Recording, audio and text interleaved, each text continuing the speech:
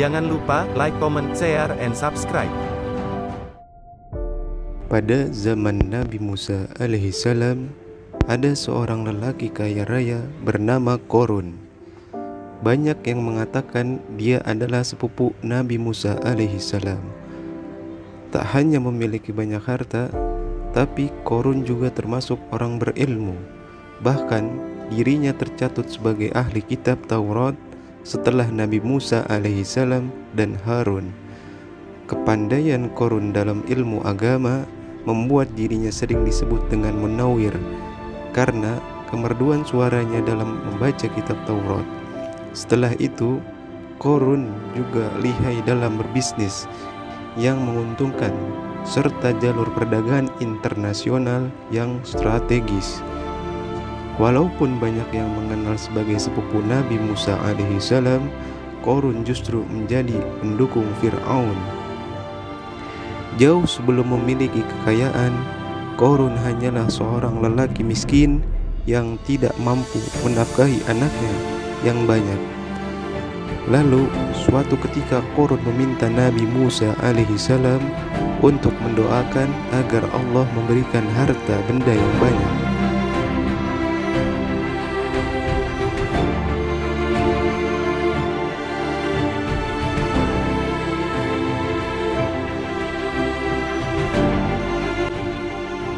Allah subhanahu wa ta'ala mengabulkan doa Nabi Musa alaihissalam. Qorun pun hidup dengan bergelimang harta.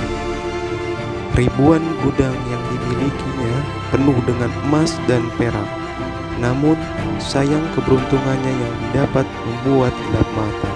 Qorun pun memulai hidup dengan penuh pamer kekayaan dan sombong. Kekayaan yang diberikan Allah subhanahu wa ta'ala malah membuatnya lupa dengan sang pemberi. Pernah dikisahkan Qorun memamerkan harta kekayaan dengan mengenakan pakaian mewah didampingi 300 pelayan lelaki dan 300 pelayan perempuan.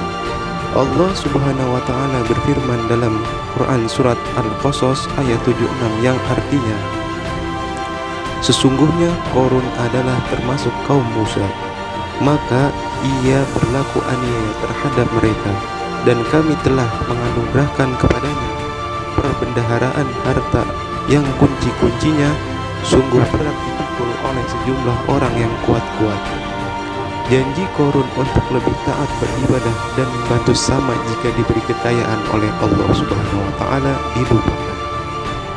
Dia mempergunakan kekayaan tersebut dalam kesesatan, kezaliman, dan permusuhan sehingga membuat menjadi sombong dan terlena kekayaan.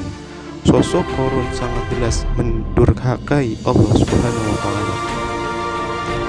Bahkan para muslimin pada masa itu pernah menasihati Qorun untuk bersyukur atas nikmat yang telah diberikan Allah subhanahu wa ta'ala. Tapi dia malah mengindahkan nasihat tersebut. Dari sikap tersebut sudah jelas sekali bahwa Qorun tidak membutuhkan nasihat kebenaran.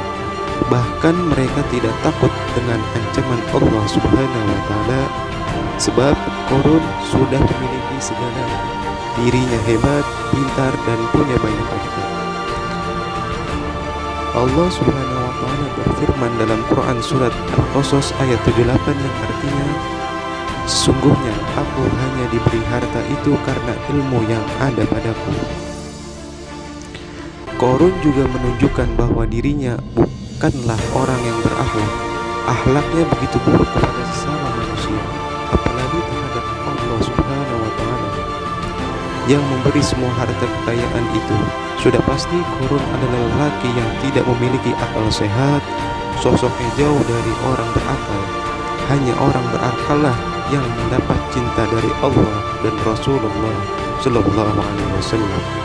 Orang yang paling kucintai dan yang paling dekat denganku pada hari kiamat nanti adalah yang paling baik akhlaknya, yaitu yang tawadu, yang mencintai dan dicintai.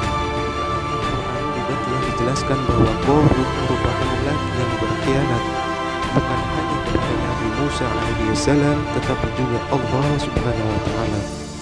Allah subhanahu wa ta'ala berfirman dalam Quran surat Al-Mu'min ayat 23-24 yang artinya, Dan sesungguhnya telah kami utus Musa dengan membawa ayat-ayat kami dan keterangan yang nyata kepada Fir'aun, Haman, dan Korun.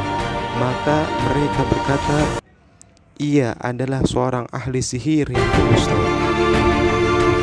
Sikap sombong lainnya yang Korun adalah ketika Nabi Musa alaihissalam diperintahkan oleh Allah Ta'ala untuk menunaikan zakat.